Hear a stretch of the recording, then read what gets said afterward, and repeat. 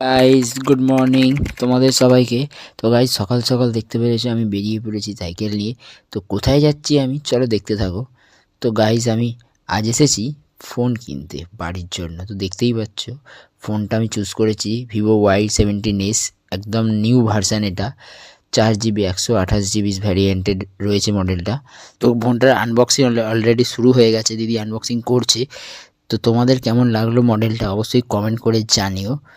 তো ফোনটার মধ্যে আমরা কি পেয়েছি একটা চার্জার, ডেটা কেবিল আর স্মোক কভার দেয়নি মোবাইলের ভেতরে বক্সে।